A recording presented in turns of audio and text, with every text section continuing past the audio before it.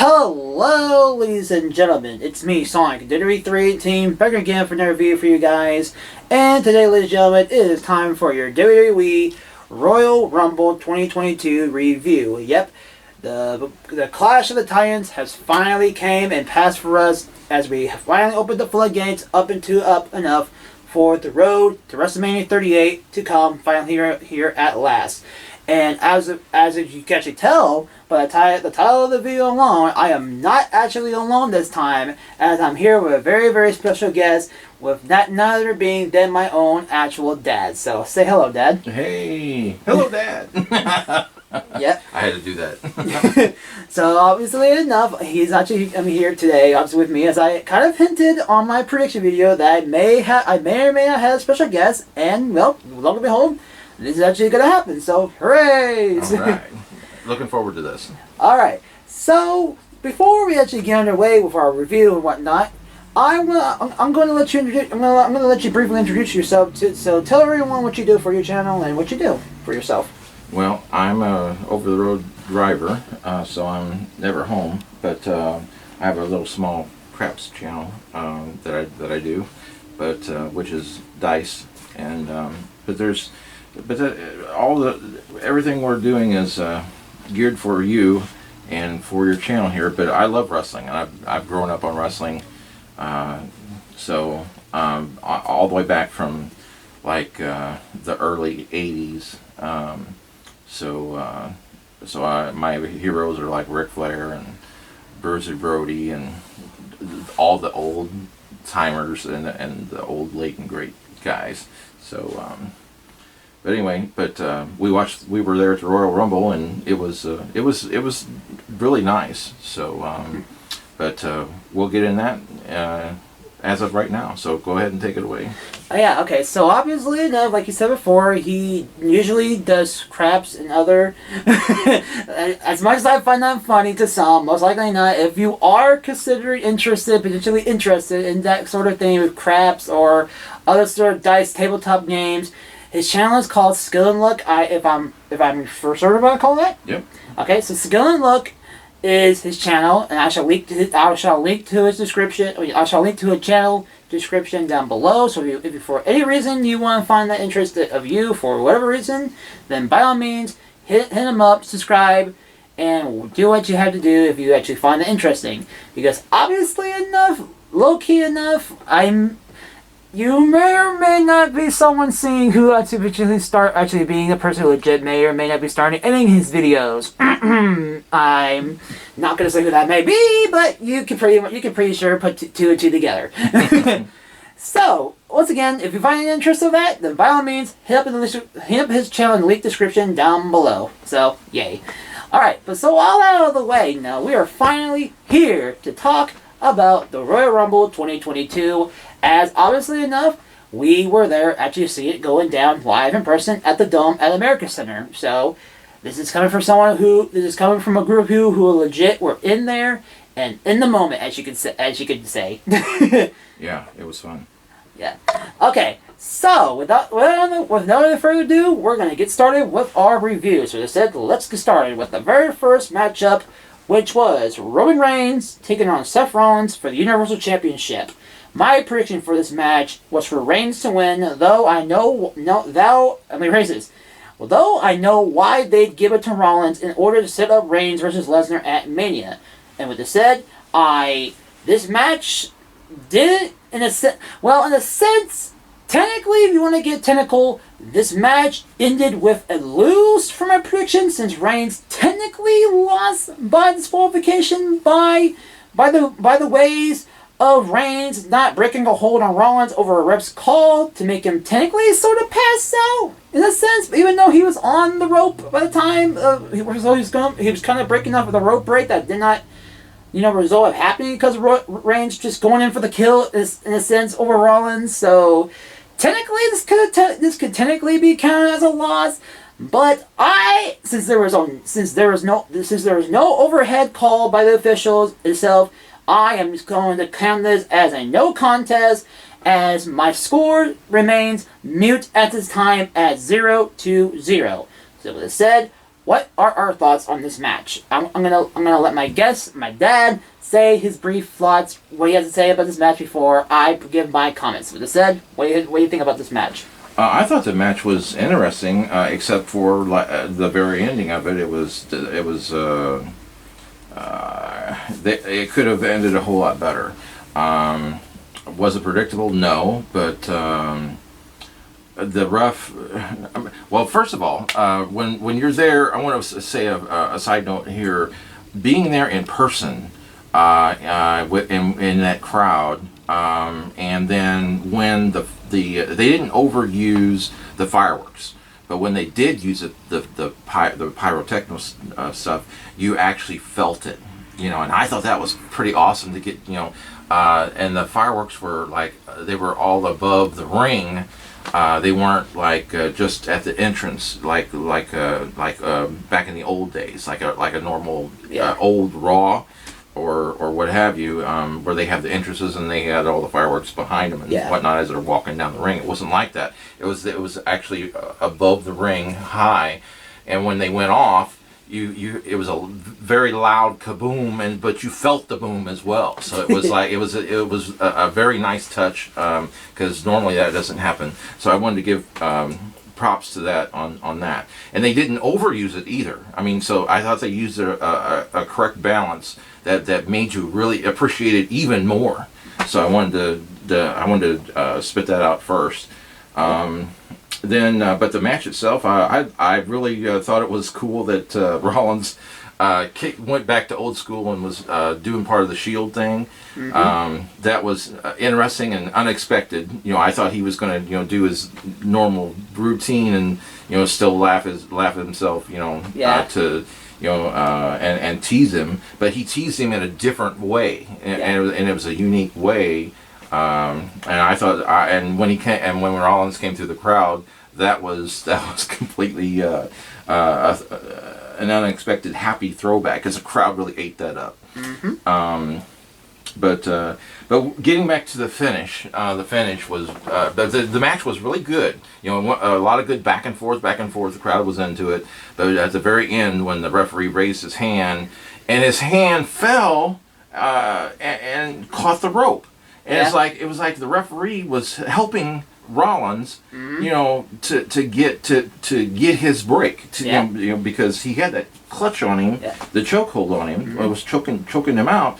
But he technically made it to the ropes, and then after he wouldn't do the break, then the referee had no choice, because he gave him a multiple 5 count, not once but at least twice. Yeah, he even hesitated on the 5 count. He looked straight in his face. Are you serious? He hesitated to go for the 5 count and call for the bell, so he hesitated for that. Yeah, it's like, are you serious? You really want to be DQ'd?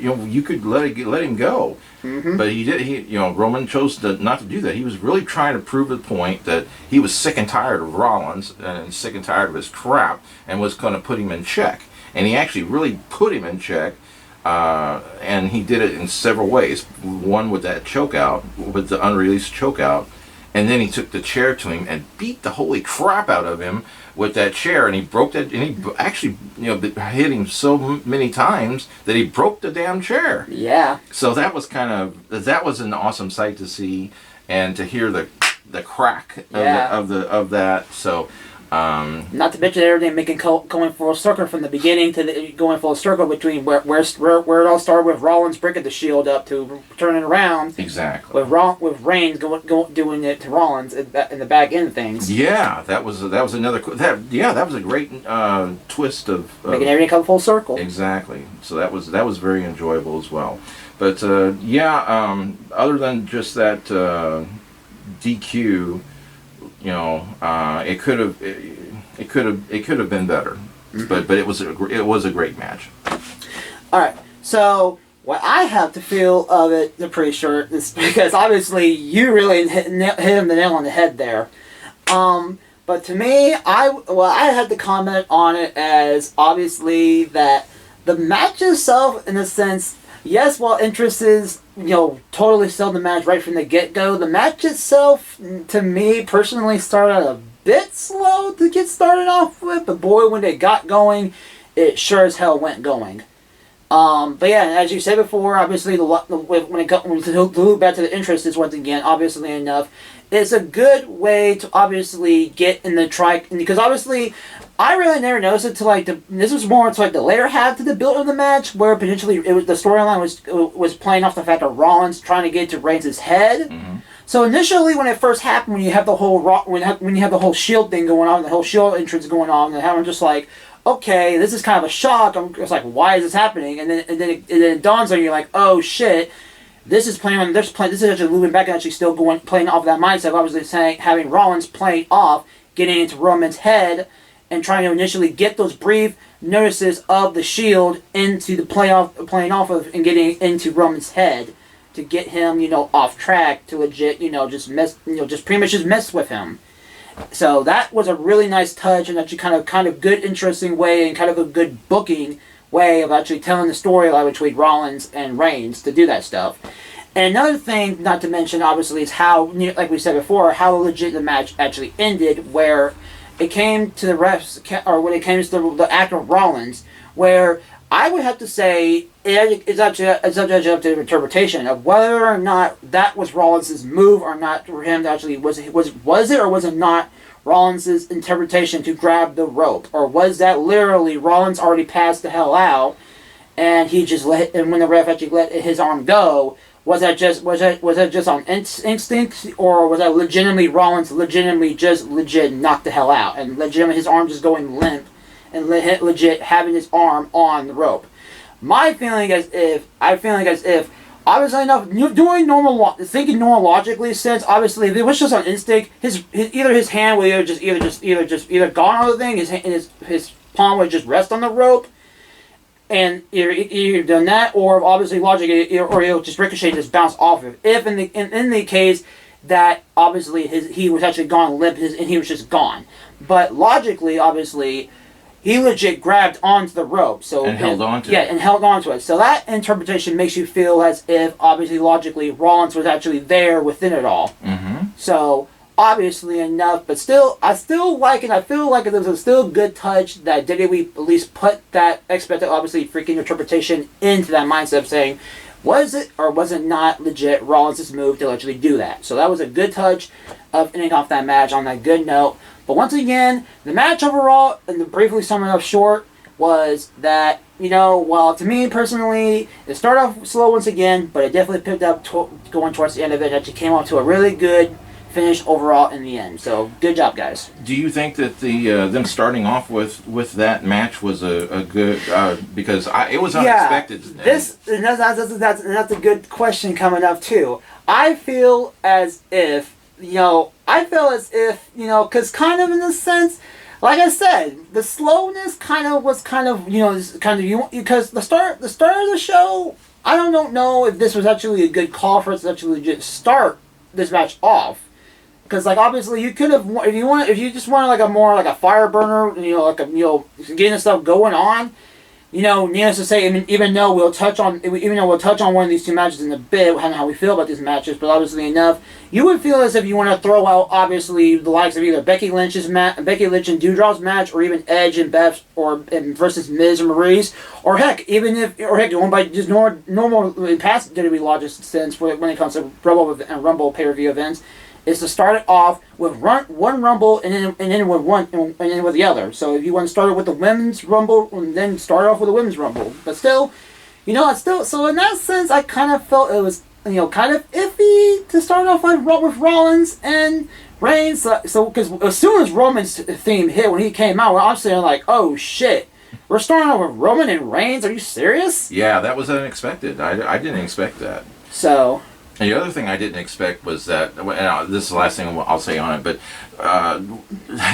when they destroyed the table, the announce table on the very first match, I'm thinking, that just set the bar so high, even higher than normal, because you don't expect them to destroy the damn announce table on the first match. Yeah. Let alone back and don't let you know all about the show.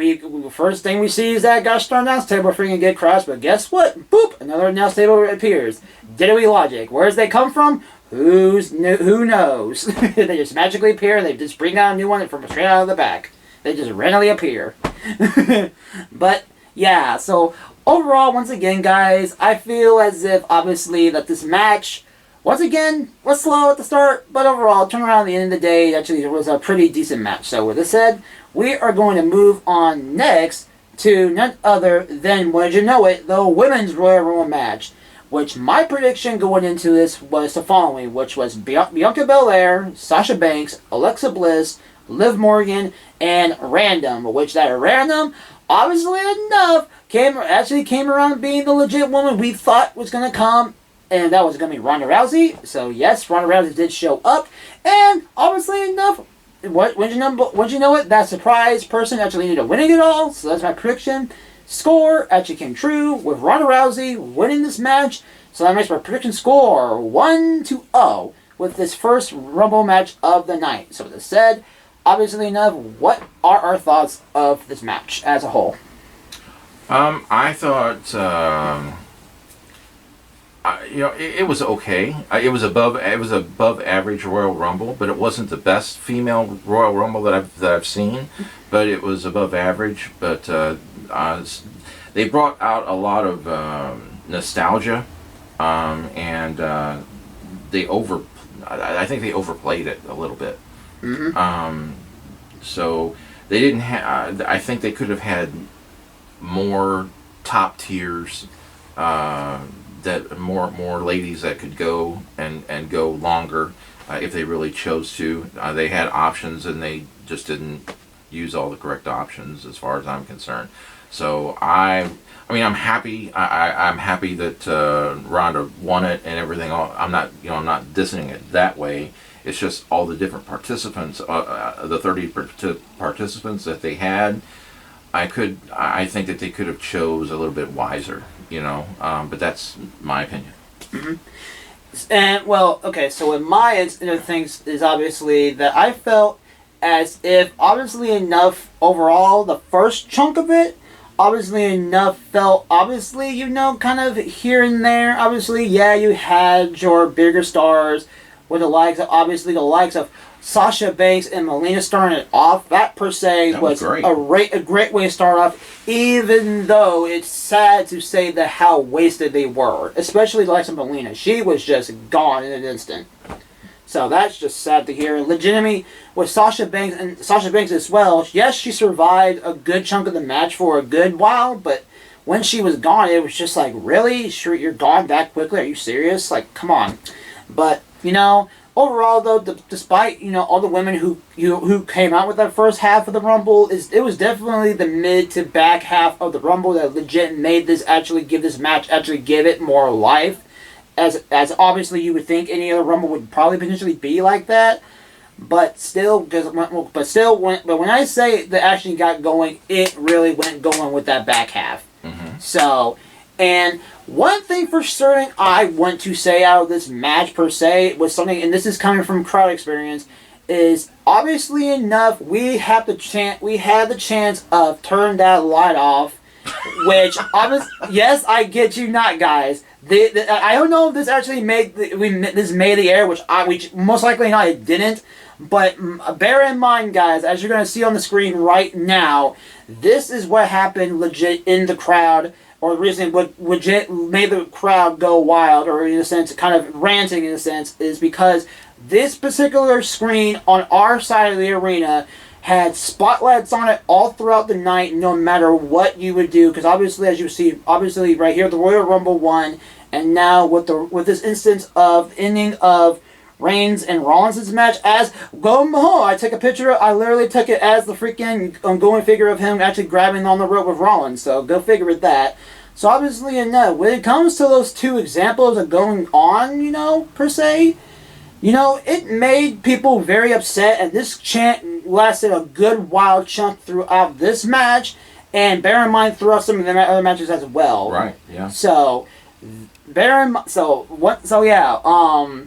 that chant pretty much went a good stretch and mile of the whole entire show, and it was truly upsetting to see that happen. But WWE's, I don't know. I don't know if this is on. I don't know if this is on WWE's in the blame, or is it's on the Dome's in the blame, or just some sort of something just wasn't adding up to see what happened with that shit. Because obviously enough, like I said before, when I showed you the Royal Rumble one, I could have sworn. And I mean, there's other pictures I've taken on the phone. I've taken before as I show you some shit right now, some pictures along the way right now.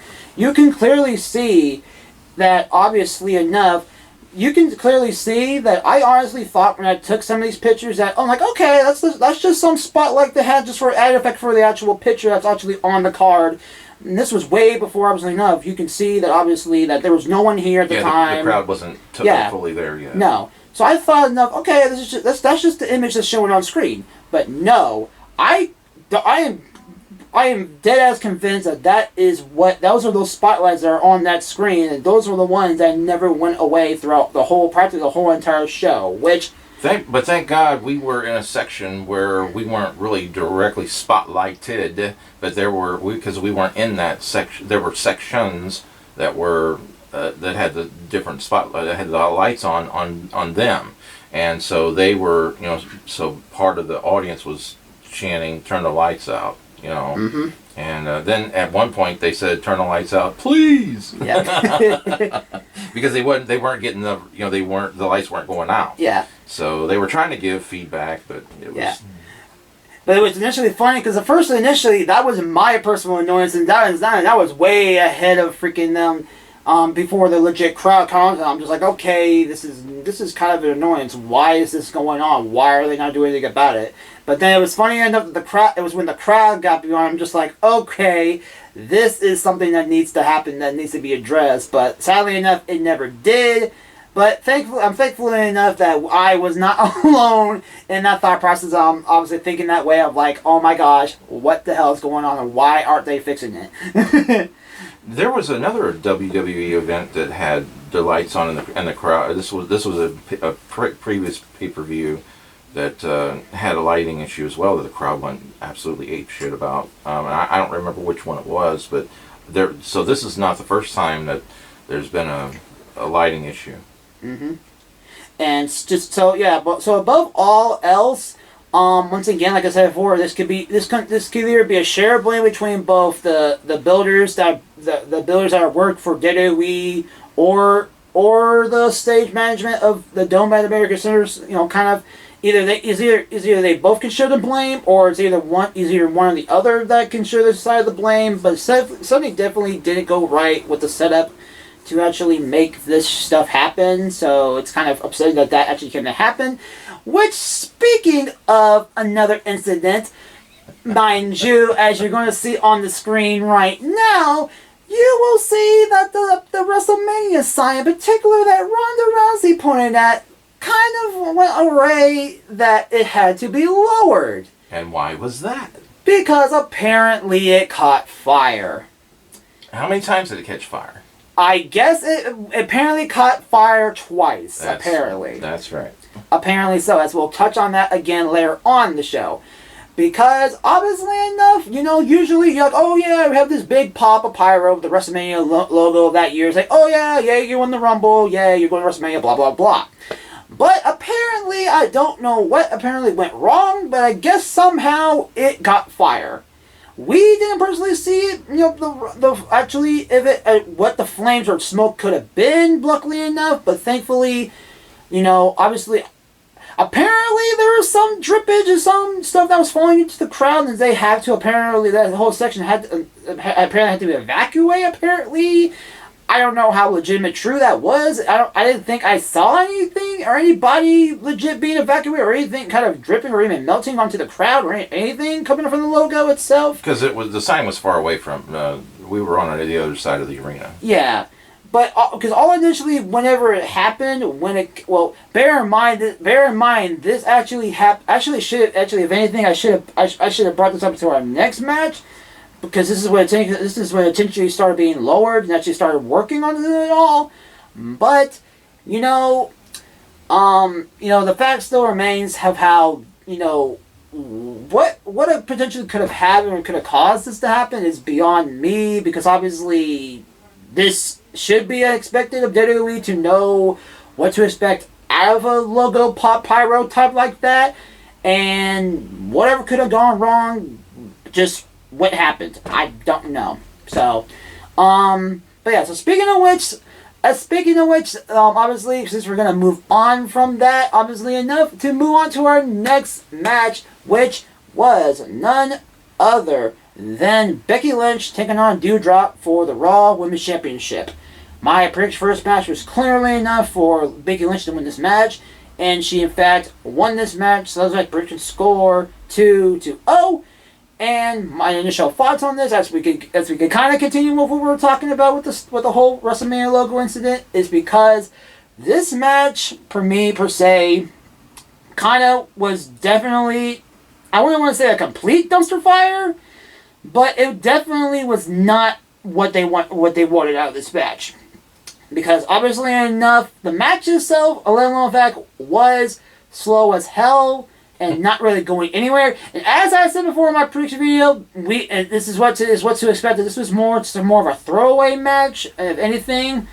And as I say of it as much as why Doudrop? If you could have clearly just gave this role to freaking Liv Morgan, and you could have gave more time and more, in a sense, more time of closure for that feud between Morgan and Becky Lynch, just to have a good way of closing it out.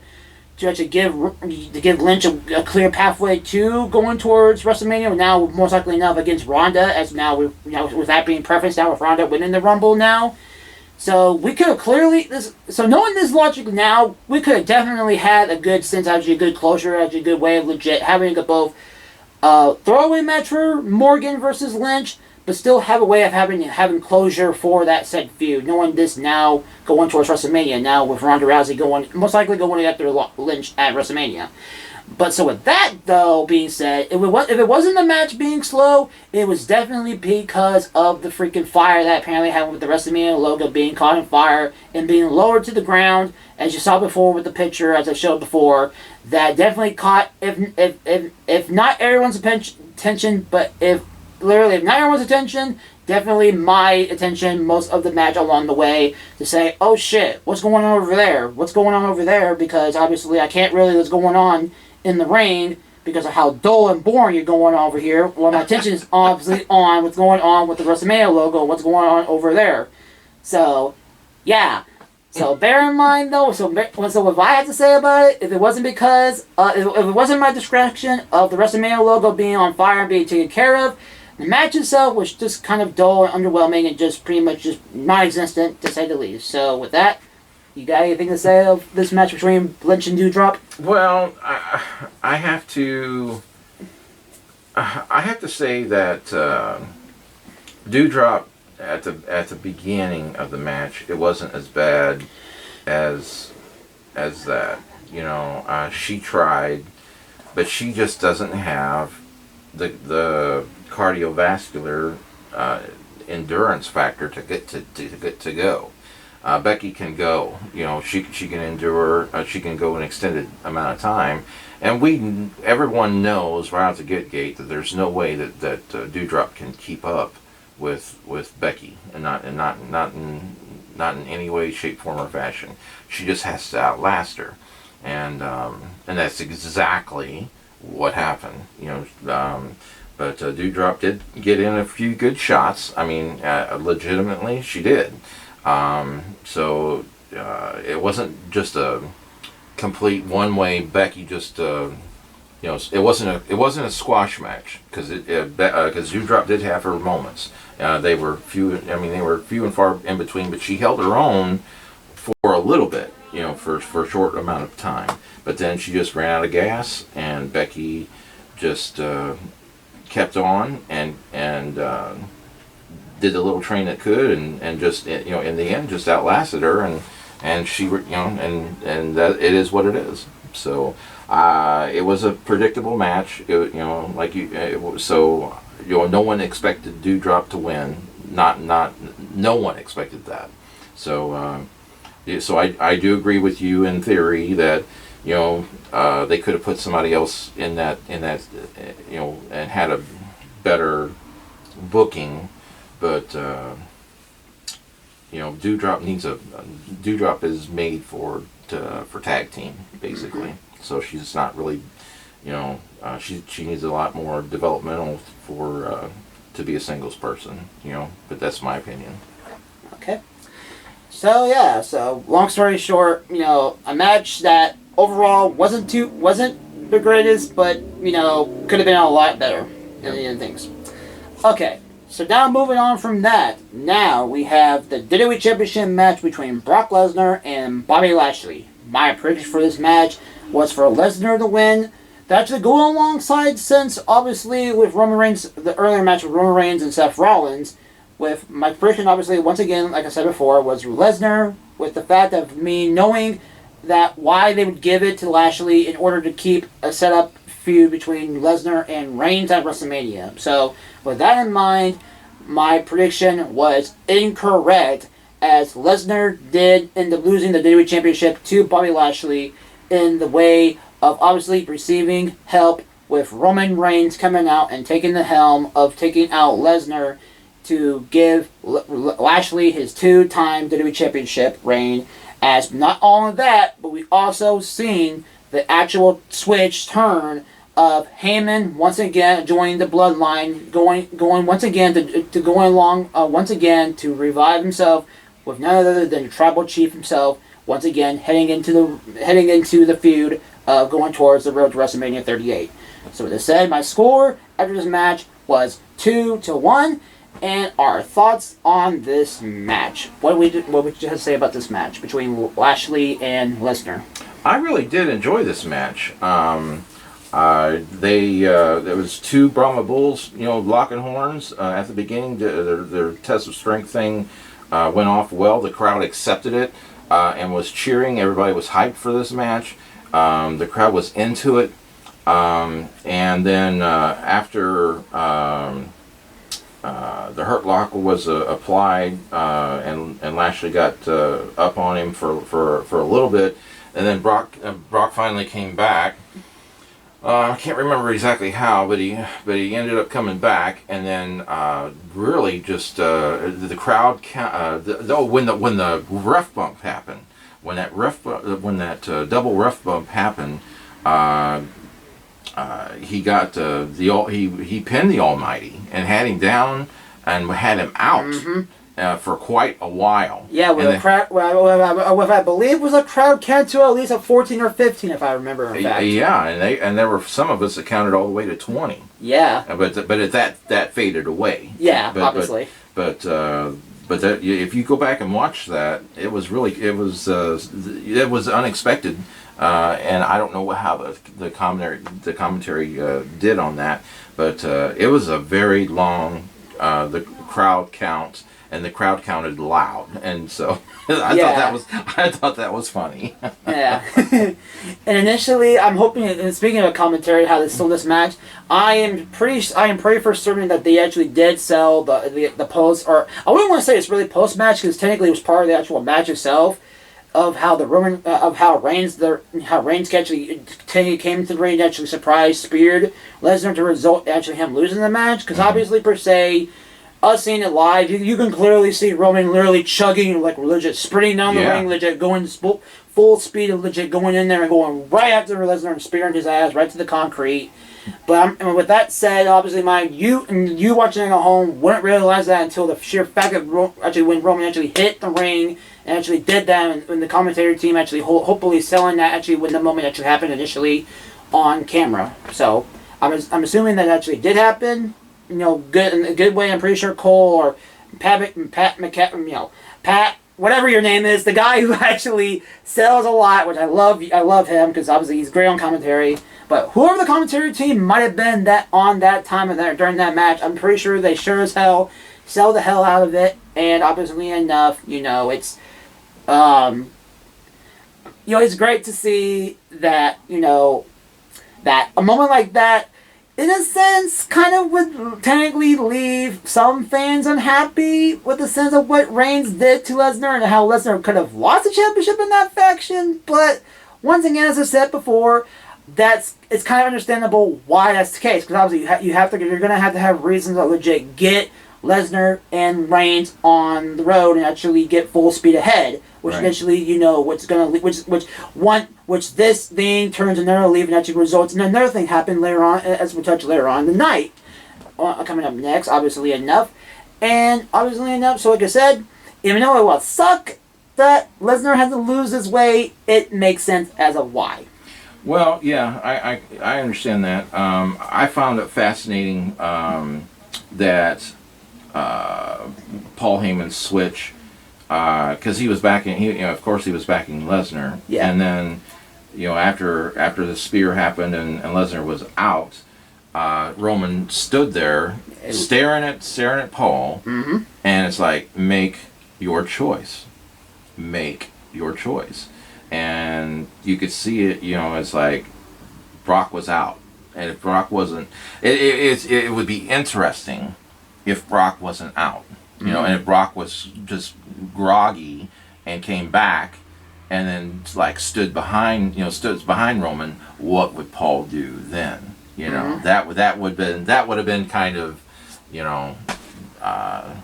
that would have been interesting too. But since I think that Paul didn't have Paul was running out of options and just went with the flow. Mm-hmm. Since Roman was there and he made him make a choice and Brock was out, the choice is obviously you got to go with the tribal chief. Mm-hmm. So, which is interesting enough you say that, because obviously you have Heyman in Lesnar's corner, and then but yet again it kind of says it's kind of sad to see it kind of happen in a sense, because obviously like I said, you have Heyman in Lesnar's corner along the way, and clearly enough you had MVP in Lashley's corner, but in the storytelling, in a sense, MVP was kind of just non-existent in this, because you didn't see MVP's reaction or nothing. You didn't sell him. You didn't sell anything of what he thought or how he reacted to this all.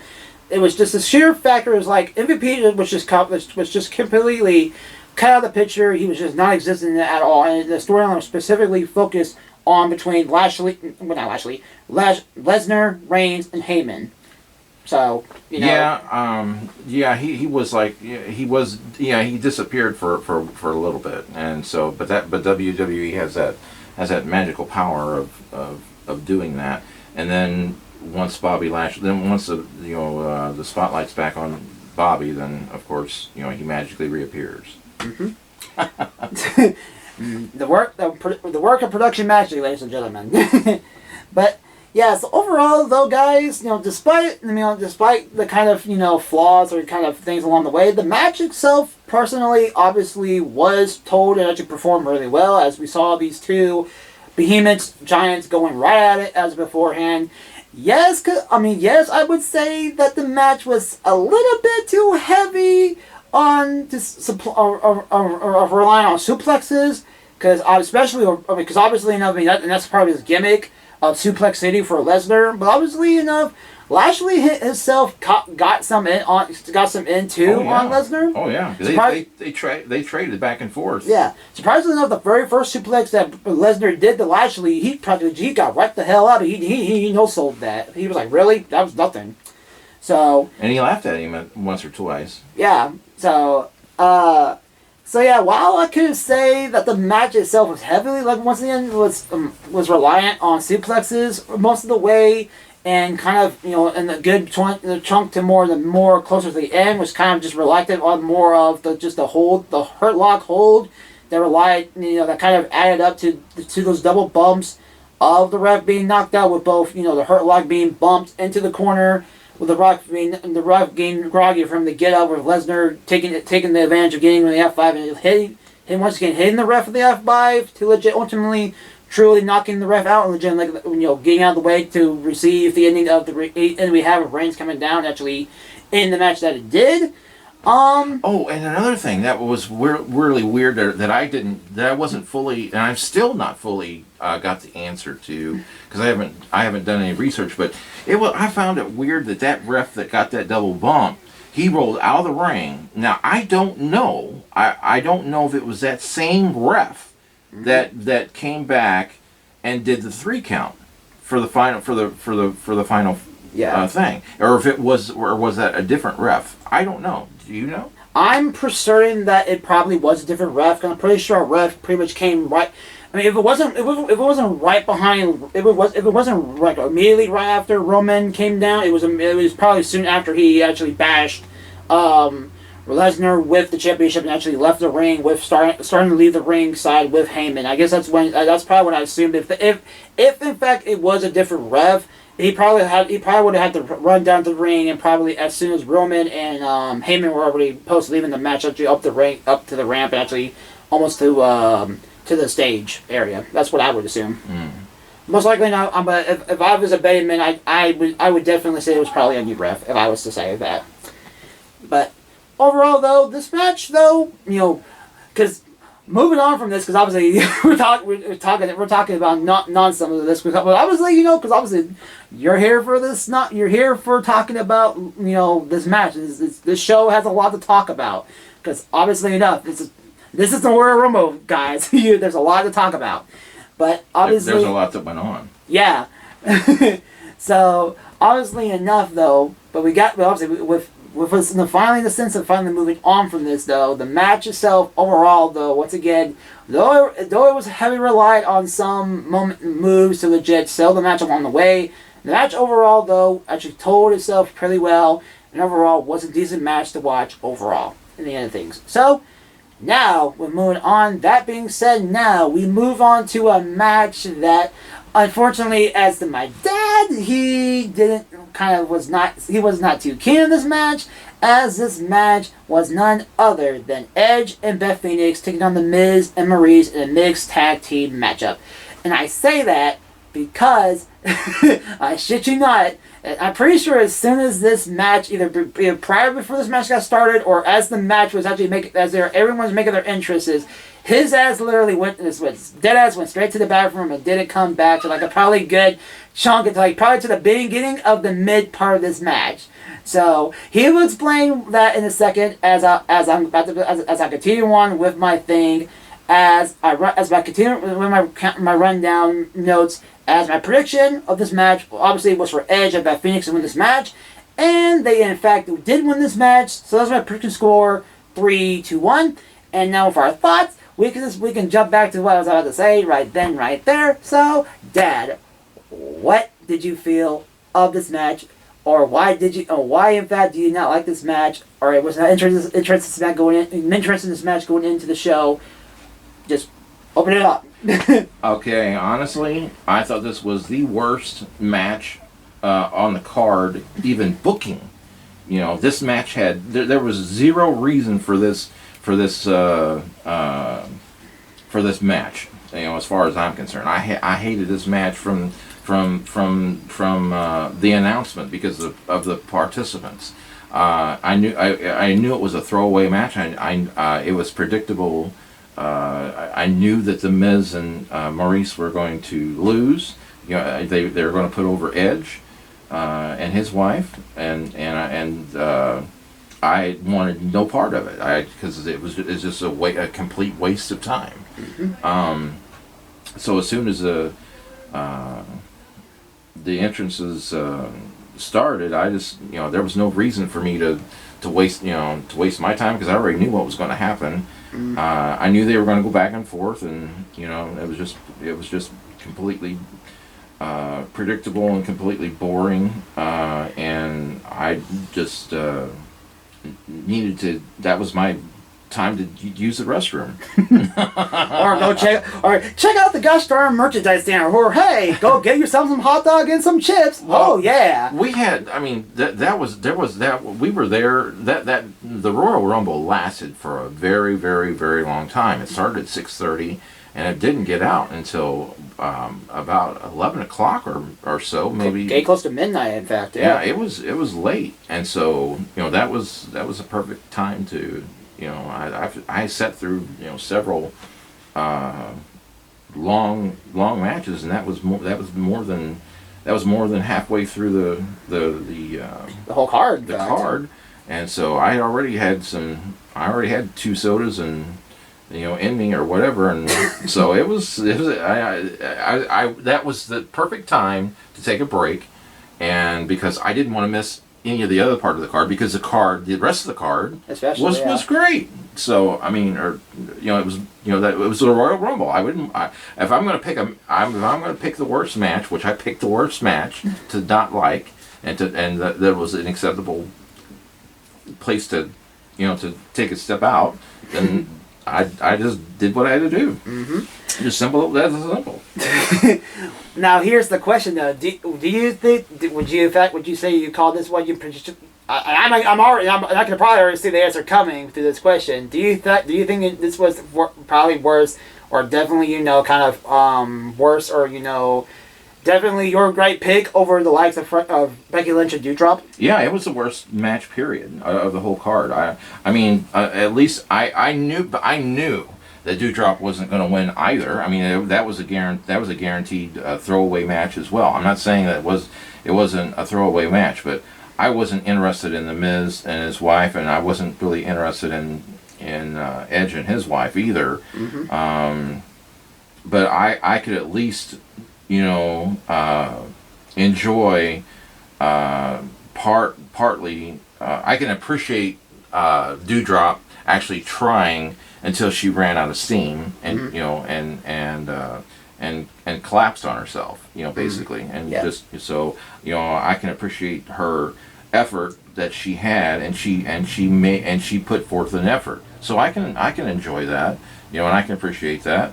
So that's why I think that it was just The Miz is so over dramatic on most of his crap, and Edge can be the same. So depending on how he is, but they just it's WWE, it's overselling, and that's what it was. And I can call a spade, and to me that was the worst match of the card. So that it is what it is. Okay, so. And we actually go, and it doesn't help the fact, obviously enough, going into the match, you realize the fact that, as I said myself on my prediction video, that everyone's eyes were on the sheer fact of, okay, everyone was going on the fact of, okay, we know that Edge and Miz themselves can pull it off and actually sell the match on their own. But yet again, everyone's eyes were on the sheer fact of how the women themselves are going to hold over themselves as well, obviously enough, literally, as I said before in my prediction, Beth Phoenix, I was believable, and if she could go, but Maurice, on the other hand, I wasn't unsure of. Now as you've seen the match per se, I believe that they can go, but definitely there needed to be more built for a more proper, legit, more interesting built out of this match. Obviously enough to get yourself more hype for this match, because going into it myself, the build was good, but I'm not gonna lie, but the match itself definitely overall didn't deliver on said build. The match itself overall gave me a feel of it just being mediocre at best overall. Because obviously enough, it seemed for the most part it relied on the women a bit too much than I would like it to. But, it is what it is, and they just pretty much wanted to give, Beth's and Maurice's time the spotlight to shine, since we already had Miz and Edge, it's time to shine at day one. So, it only seems fair enough overall in the end, in the grand scheme of things, to give Beth and Maurice's time to shine for that said reason. But overall, though, do you think that they're testing out mixed tags, because this was like a heavily booked thing for mixed tags? Do you think that's going to be? Do you think that's going to be more popular, or do you think WWE is going to start heading in that vein? I'm not for certain, because mixed tag team matches aren't that that speculative, or even that they're one in a million. They're kind of rare. Yeah. And when they do happen, you surprisingly enough see them happen on Raw or SmackDown. So it's kind of hard to say whether this is going to become more of a regular time thing that they may start picking up along the lines to start throwing on to some pay-per-view events to just add some spice and some flair to some cards for pay-per-view cards. But I'm just not. I'm just unsure about that. Okay. This would be a kind of. If it is, then this is an interesting way to start, to say the least. But I'm just not unsure for that. But yeah, it's needless to say though, guys, that regardless of all of that stuff, I personally felt once again that this match itself, the build of this match was interesting enough, but the match itself just didn't really came to fruition for me personally, and definitely could have been a lot more better than we have. Personally, though, like I said, while I feel like that, I can also see why. Because, like I said before, once again, the men had their time to shine prior to at the prior pay-per-view events itself, and now it's time to give themselves for their women, the time they're trying to shine for this match. Would I want to see a rematch between at WrestleMania? Probably not, but if they want to somehow to continue it for whatever reason, then please, please, please, please, please take all that you could do wrong in this match and do it right and do it justice as WrestleMania. Give Edge and Miz more time to and for wrestling, just go back and forth. Go back and forth, please. Like I said before, this match I was hoping and I was praying, and I said on my previous video that they were going to go back and forth between offense and defense in this match. And to say that was not that didn't happen would be kind of incorrect, because obviously it seemed like definitely each of them had their time to go, but yet technically I was expecting traditionally in a pay-per-view event you would see that the heels will most likely overcome the faces in the match to show the faces coming up and rising up, the challenge of the overall come over and actually get the win. But it seemed like this match, to me personally, watching it live, seemed like it was just kind of like, oh yeah, the faces got their turn, the heels got their turn. They were like evenly matched. It was just kind of that wasn't really that interesting to let you get you into driving the match. So really, that per se could potentially be the reason why I potentially was just kind of turned off of the match, which is kind of like, okay, everyone's just having their turn to go either on even sides. It's not really me getting like, oh my gosh, what's going to happen? What's going to happen? Oh my gosh, Beth, look out, get up, do this, Edge, get up, do this, do that, do this, do that. It was just, it was just kind of like the evenly paced that the match was just,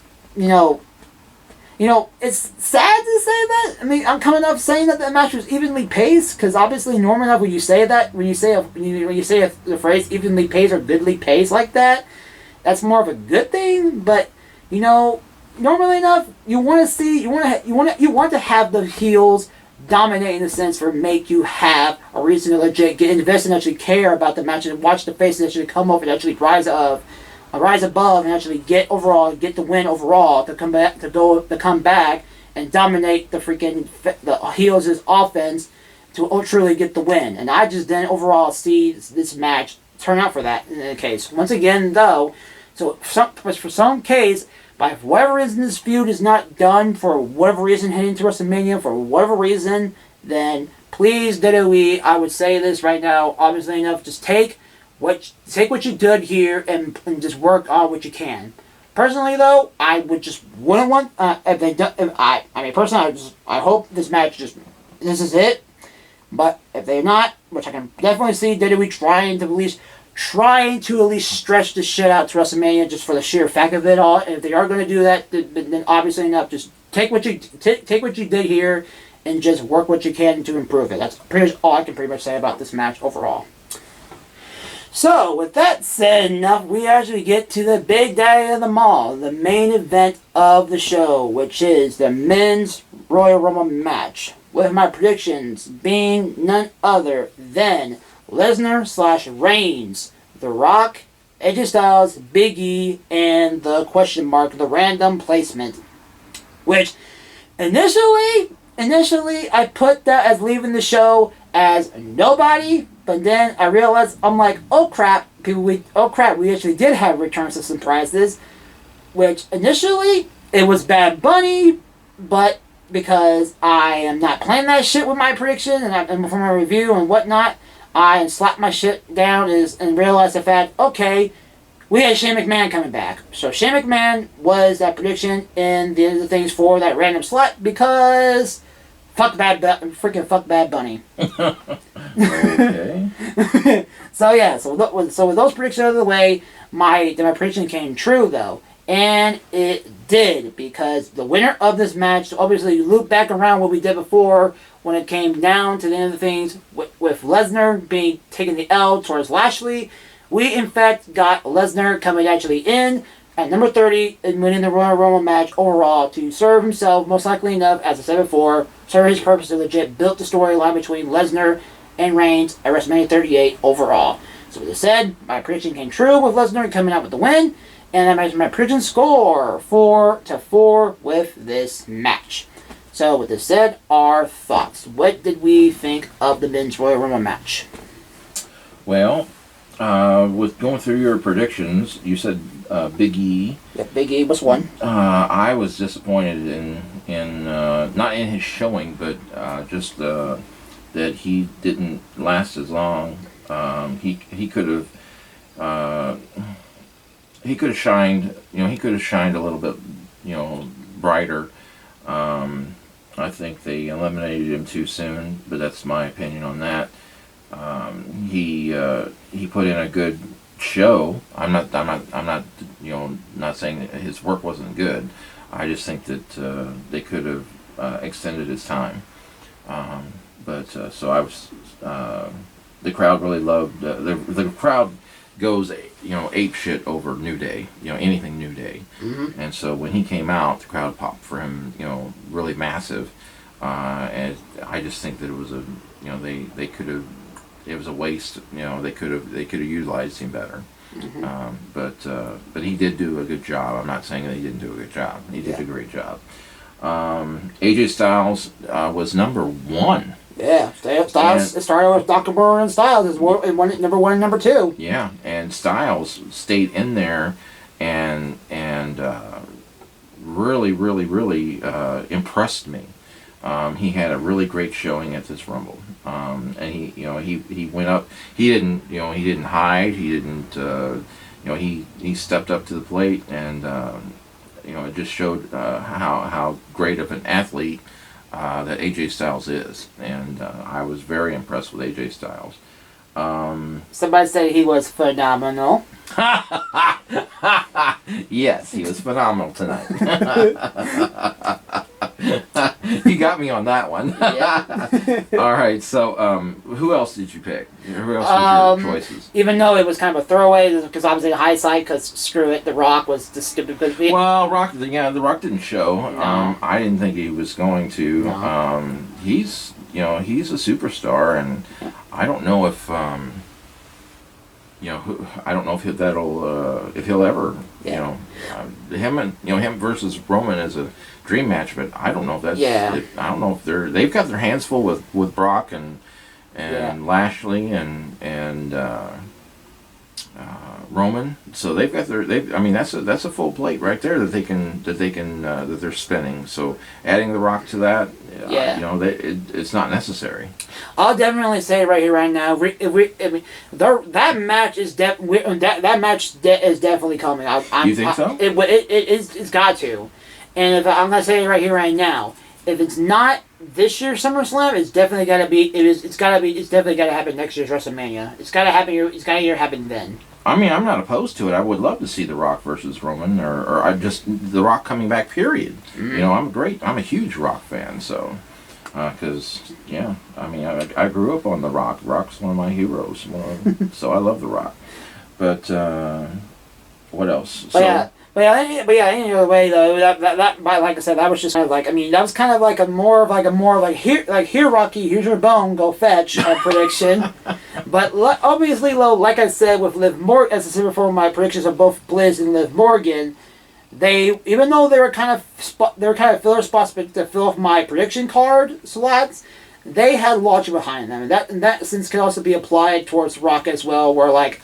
Yeah, me personally didn't believe he was actually going to show up, but if he did, if he actually did win this match, that was the logical reason why, because obviously, hey, if for some reason we ain't doing Brock and freaking Reigns at WrestleMania, we can do The Rock and Reigns at WrestleMania, and there's that. Mm-hmm. So, it was just kind of one of those more things. So, obviously enough, we had Big E, we had Styles, we had Brock. Well, speaking of Reigns and Lesnar actually being the one to win this match, so we can personally, I guess, touch Well, yeah, we might as well touch on that because obviously, unless you got anything to say on the freaking good old Shane O'Mac. Well, Shane tried, but once again, he's not really a true wrestler, and he doesn't have the conditioning or the, and he's getting older by the day. Yeah. You know, so his get up and go is got up and went basically, and so you know, name recognition, his entrance, that's his claim to fame, and his shuffling and boxing little technique thing is you can only go so far, but he's really not a wrestler, you know. So he has some, he still has some draw and some name recognition and some star recognition, and oh yeah, that's Shane McMahon. So, but that star is fading and fading fast. So, I mean, that spot could have went to somebody else with no issue, with no problem. But the stars that they had this time, I can honestly say that I was surprised and shocked that there were a lot of tag teams that were in this Rumble. Yes. That we know. They were never going to win this Royal Rumble. Yeah. And so or just your fact that this Rumble just seems to be totally if they weren't completely tagged, like legitimately officially known tag teams, they're definitely characteristics of people together who legit are normally to see and actually partner up to go together, because obviously you had the likes of obviously Baron Corbin, Madcap Moss, you obviously had the Street Profits. Yep. And et cetera. But obviously enough, it actually points out even RK Bro. Yes, RK Bro. Yes, they were there too. Obviously enough, yes, they were. But pointedly enough, and this is actually something that we did not even notice, and legit even said coming on, we legit talked about briefly before actually starting the recording. Mind you, putting some research into our thought processes going into this review. That the fact that we didn't even see the Usos going into the Rumble. Yes, the Usos were missing. Yep. I mean, they served the whole card. Yeah, they served the purpose. They served the purpose not to come out during the Roman match, because obviously, it was obvious. They served the purpose. Why? Because Rollins deserved the spot of obviously having the Usos not show up in that said match, but for them not to be a part of the Rumble at all, like what in the world is wrong with that? That was totally. I think they definitely dropped the ball. WWE definitely dropped the ball because they are legitimate enough to, to should have been there in some way, form or fashion. That was just totally, that sucked. I mean, that really did suck. Now, per se, I would say that this thought process can come with any Rumble. It's just like, okay, don't set your hopes too high, and expect the fact of obviously we got a whole lot of wrestlers to say we gotta use them somehow. Here's your payday. Go out there and wrestle. Go in the Rumble. And so you can say, oh yeah, people just you can use this spot for someone like freaking the returning ways of freaking, even though some may be impossible and no reason behind them, but you can use to say like, oh, let's bring up the likes of freaking, like I said, you can bring up in my prediction video, you can bring up the likes of either Johnny Gargano, Tommaso Ciampa, this Walter guy that everyone keeps talking about. He wasn't there either. Nope. A lot of people talk about Walter. He did not show up. Wait a second. What's his name? Walter. Are you sure? Or this Gunther guy, apparently, that everyone is pissed off about. But me being an NXT fan, me not being an NXT fan, I can give a shit less about that shit. So I was just messing with you. You can have your Gunther and whatever the fuck his name is, and you can keep his ass in NXT for all I care. Well, no, he is an actual, mean. Yeah, you go ahead. Okay, no, he can hold his own. Let me tell you, he's got a mean ass chop that'll put a hole in your chest. Mm-hmm. So you can't discount him because of his name or his name change or whatnot. Yeah. But he's legit. Apparently being a speculation to be the person who takes our reins in the end of the day, but I will believe it, and I'll believe everything this hype. I'll believe the hype when I see it. So yeah, so Walter, Gunther, whatever the freak your name may be when you come to the main roster, if you come up to the main roster, I will believe it when I see it. But still, going back to the point I was back to the point at hand though, when it comes to the likes of obviously, when you throw all these names like I said, those NXT guys, or even the likes of even freaking, someone stupid like someone like even a freaking like the impossible, like to throw out like the Rocks, the Undertakers, I don't know why I would say it, but the fucking like the Hulk Hogan's or even the John Cena's, people like that, big recognizable names like that for sheer surprise, like oh yeah, they deserve a spot. But yet again, you have spots for people like I said before, your Madcap Mosses, your freaking Rick Boogs, your freaking Ridge Hollands, like throwaway spots are just like, really? You couldn't give a spot to this guy or that guy or whatever have you? I was kind of surprised that the NXT champion wasn't in it. Nope. NXT, they had no. Surprised and now you mentioned that, surprised or even just talk all this NXT talk actually makes me realize that freaking there was no NXT rep whatsoever in this whole entire card whatsoever. That's kind of surprising. Yeah. But as I said, back to the point at hand, as I was saying that before, yes, you can say that for any Rumble to say, yeah, you just don't expect your freaking hopes too high, and just see what it is. It just sucks to freaking realize that just like you see these guys are just like, like Usos for example, them being sidelined and just like, oh yeah, we're gonna get what? Well, yeah. So, I mean, not to say the freaking because I've already put some kind of sprinkle of freaking of Vince towards those previous days before, but the life of fucking Bad Bunny and freaking Johnny Knoxville. Let alone the fact, I will give you Johnny Knoxville. I mean, granted, Johnny Knoxville. Let me phrase this though. Johnny Knoxville though was a given because obviously you set this up from the get-go, and I will tell you this right now. Initially, I was beyond shitless, pissed the fuck off when Bad Bunny came out. I literally, all I did was literally just straight up middle finger to the goddamn Titantron, and I held that shit for a good 30 seconds because I just could not stand what the hell I was looking at. But I will tell you right now, in hindsight though, the motherfucker could freaking perform a good ass freaking Canadian destroyer. Yeah, I will tell you that. He outshone. I was pleasantly surprised because he has really put some effort and work into it. I can appreciate that. Yes. So in hindsight, so I'm going on that said, I would say even though I'm initially pissed off and I was not pleased with Bad Bunny coming in. So, but in hindsight though, I would rather have Bad Bunny over freaking Johnny Knoxville. Sorry, Sami Zayn. I love you all. And I love WWE. I was kind of, you had to have your freaking celebrity shout out with both, in hindsight, both Bad Bunny and Johnny Knoxville. But, yeah, experience wise, Bad Bunny's got this in the bag. Oh, yeah, by far. There were good highs and there were some lows, and Knoxville was a disappointment.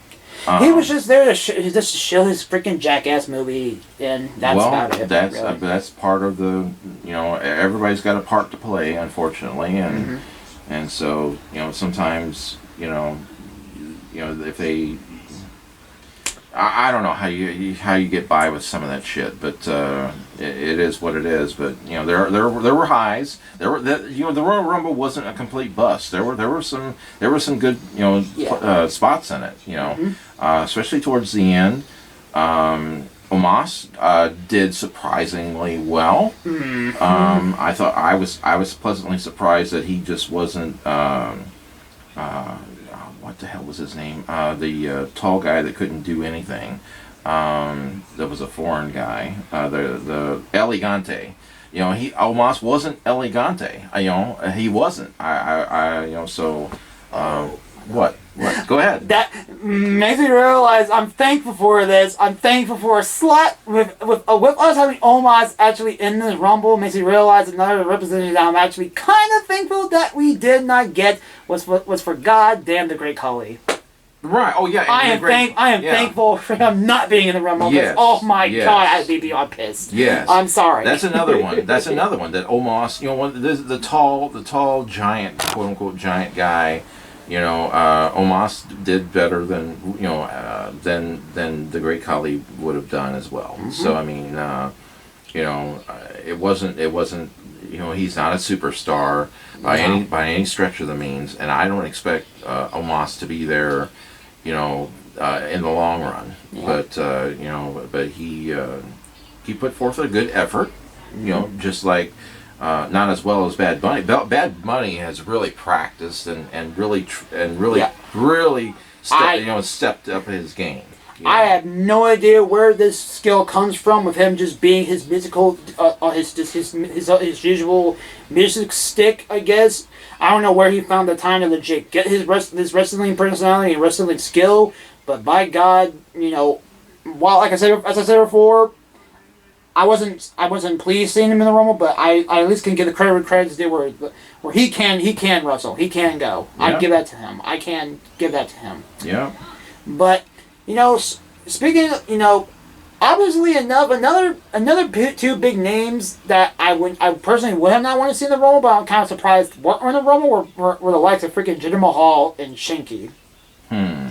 Those two per se, like I said before, those again, like I said, names that. I personally wouldn't want to give credit in the Rumble, but if you're gonna have the likes of freaking the likes of like Rick Boogs, Rich Holland, Madcap Moss, freaking gosh darn Omos, and stuff like that, I at least give credit to, or even like I said before, your celebrity stick with freaking Johnny Knoxville and freaking Bad Bunny. There's a place for everybody. Yeah, if it's done correctly. Yeah, but you would at least, I would at least, and going off that logic, I would at least say, hey, you could potentially give it to freaking at least Jinder Mahal, because at least Jinder Mahal is a name, even though it's a name I personally don't want or like. He's a name, and he's a name or some draw to say the least. So there's that. But just something I pointed out to say the least. Just a few other names to thought of since we're talking about tag teams and partnerships. Kind of going into this match, obviously along, like I said, from other tag teams and partnerships heading into this match that are all included in this matchup. Drew McIntyre has come a long way from 3MB, and so has Jinder. So Jinder is actually he won the world championship. Mm-hmm. So they both have, and kind of representing why Jinder freaking did that on me. But that's another story for another day. Yeah, that's beside the point. And along the way, let's 3MB. We got Drew McIntyre and Jinder Mahal winning championships is actually going up, making themselves big in the WWE. Heath Slater, on the other hand, well, at least he's got kids to pay for. He's got kids, god darn it.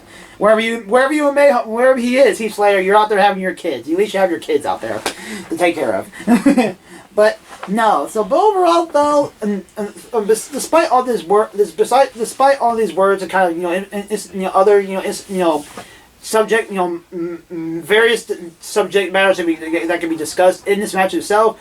The match overall, though, to me personally, was rather disappointing and kind of mediocre at best. That's how I would sum this up. It's just that obviously that it served its course. Obviously enough, at the end of the day, darn well, obviously, especially how we saw it from the get-go, from the very drop of the hat with the match of Lashley and Lesnar ended. We know darn well at the end of the day, and as I said before, like I said, from the very get-go, from my predictions heading into this video, no matter if it was going to be the hands of either Reigns taking the L or Lesnar taking the L in their matches to lose their championships losing their championship to respect their opponent, that would lead one of the men to actually calm down, actually throw himself into the Rumble, actually win the Rumble for that sake, to obviously serve the purpose to have that narrative go into WrestleMania. So while that was disappointing to say the least, overall though, like I said, the match served its point, even though that overall though in the end, I just felt how this match and overall just felt kind of mediocre at best. That's like how okay. Well, when you saw Brock come in being 30, this would be our closing thing on this because we don't want to drag this on forever. But yeah, when he came in on 30, were you? Did you not pop for that? Not really. Not really. Okay, and then so Do you think Brock, when he was, he got booed? He did get, the crowd did enjoy him, as the 30th entrance. I mean, he did get a pop. Okay, yeah. So I'm not taking that away from him, but when he came in and then just started kicking ass and and taking initials instead of taking names, and he got booed once Randy Orton, he took Randy Orton out because that was a hometown boy. Yeah, that was still to be expected, but Brock did Brock things. I mean, he didn't bullshit around or clown around or whatever. He was there to clear house. So were you disappointed that he cleared house? No, not at all. I mean, it's pretty expected because obviously he came in, he cleared house, and hence an example with Randy Orton. He traditionally just threw Randy over just to get that cheap, buoy kind of negative pop crowd expectation out of that moment. Well, also, and especially, I noticed this and looking back on some highlights before jumping onto this review, we saw how he treated Riddle, and especially it's kind of good, and it's a good picture sense that Randy actually stayed down there ringside when he was eliminated to actually serve the narrative of how Riddle was actually eliminated, because obviously he literally, so we have the traditional sense of freaking Lesnar throwing out Randy in the traditional sense, but freaking Riddle straight up just got actually got chucked over the top rope and just straight up just dropped on the floor right next to Randy Orton. Yep. So that was a good, shot and good camera angle to legit capture that moment. To essentially clear, hey, I didn't just take out Randy, but I took out both RK Bro. Yep. So. Yep. That's good. That was a good shot nonetheless. But needless to say, though, Brock Lesnar just did Brock Lesnar things. At the end, he came at number 30 and he just cleared house, and it led to the end between both Lesnar and McIntyre being the last two. Mm-hmm. They had their face-off, and McIntyre. Let me say this right here, McIntyre.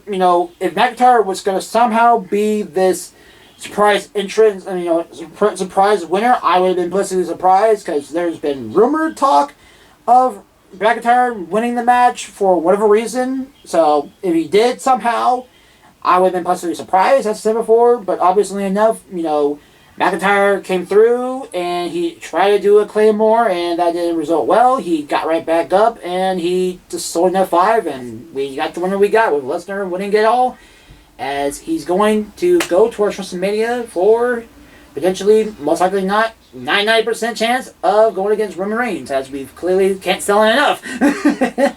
So overall though, what would you, so pretty much an overall sense, how would you, what would you say, would you agree with me that, would you say that this match overall, the Royal Rumble match itself was mediocre at best, or what would you say overall?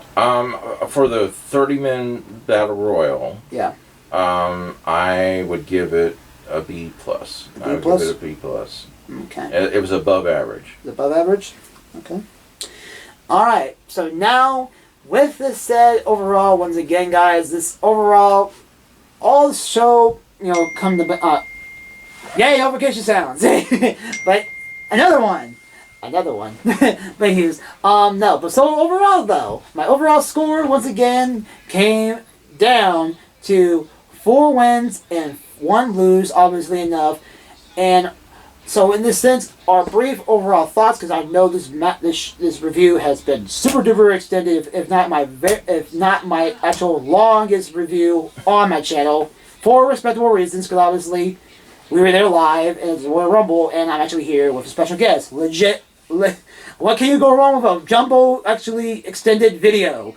Obviously enough, but overall though, some overall thoughts though, personally, that the show actually experience, actually being there live, was that, I enjoyed my time there. It was definitely worth the money, but I can definitely testify that I would have not just, seeing it from home per se, but I overall did enjoy my time though, and that even though the show had its ups and downs and kind of was like paced, let me just say, the pacing of the show was just kind of all over the place. Because I do not want to come off and say right here, because leaving the show, I was overall disappointed in the show, as many seem to be are as they were leaving the dome, as they were kind of just like, oh my gosh, what the fuck was that? So, overall, as we were leaving the show, overall, I kind of felt that I was, disappointed in it, than what we got. But having some time to think overall and sleep on it all, I don't want to be too hard on the show, because it wasn't that bad. But, I still had decently had a good time actually being there, actually watching it live. So, with that said, obviously... I agree with you. I completely agree with you. I think it was, overall... I would say it was a B or a B plus overall, because there were some good matches. There were some there were some good matches, but there was like the 2 or 3 that you said just absolutely were throwaway matches and didn't belong on the card in any way. They were just time fillers, and we were there forever, and that wasn't really necessary. So. That's what brought it down. That's what it brought it down to me for me. But there were some good matches, and I did enjoy myself being there at the live event. So I was happy about that. Mm-hmm. And needless to say, though, surprisingly enough, no kickoff match. Yeah, that was kind of weird. That was kind of weird. No kickoff show. There was no pre thing. Yeah, no match on the pre-show. Surprisingly enough. So. Interesting way of going about that WWE. But, yeah, so initially enough, once again, guys, overall, like I said before, I can leave it at, I can leave this review stating the fact that the show overall was just decent at best. What is it? Is it worse? Is it actually being worse being called out saying that both Rumble matches definitely are some of the worst we've seen before? I would not say so at all. The show wasn't that bad. Oh, no. No. But, I would say right here that obviously the show itself just was decent. It could have been a lot better, but for what we had, I had at least a great time seeing it actually live, and actually had a decent time actually watching and actually being a part of it all. So, overall though, guys, with this said and done and out of the way, I thank y'all for watching and sticking around for this special podcast-styled video. And I actually hope you enjoyed watching this for what it was worth, for its kind of unscripted nature, because obviously enough, this is kind of, we just are here, letting our expressions out together, with me doing my usual stick, actually coming on with my actual dad here to actually, coming over to you guys legit, talking both critical stance and also in the sense of obviously being there in person, actually getting and you actually laying out our expressions, our experience of actually being it all live, actually seeing it all go down, obviously enough. So, overall though, once again though, I thank y'all for watching this video again. And coming up next, initially though, and this is kind of surprising though, that next, I would say that coming up, surprisingly enough, in the original sense, WWE was not going anywhere, and we're just going to go straight into freaking WrestleMania, but surprisingly enough, we have actually Elimination Chamber coming up, so, and surprisingly enough, it's going to be actually held in Saudi Arabia. Yep. So this is going to be gonna be a breaking kind of an announcement here, because traditionally I don't touch on the Saudi Arabia shows, but since this is technically since it's Elimination Chamber and it's part of the road to WrestleMania. It's part of the WrestleMania. I had to touch upon it, so we will be here to talk about and actually give you guys my next video will be the Elimination Chamber predictions coming up next to the channel. So hope you guys stick around and actually take a look at that once it's time to come to that within the next upcoming few weeks. So there is that as we're going on the road to WrestleMania, starting out style here, going out of the Royal Rumble 2022 in general. So yay.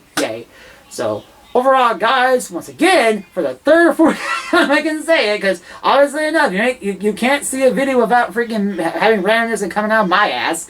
But obviously enough, once again, guys, I hope you guys actually enjoyed this review for what it has. Obviously enough, in this kind of podcast style, format that we did. And also, guys, I once again I also like to freaking, thank my dad to be a part of this review. So I'm happy you were being a part of this review, and I hope you had a good time actually being a part of it. Actually, Oh, yes. having a discussion with me. Yes, fantastic. It was. I really enjoy watching you and your channel. So I get a kick out of it. So thank you very much for allowing me to participate. Yeah. And okay, guys. So with this said, and once again, guys, as I said at the beginning of the video, if you have any sort of reason or any interest of actually checking out my dad's channel, you can check it out at the link in the description down below.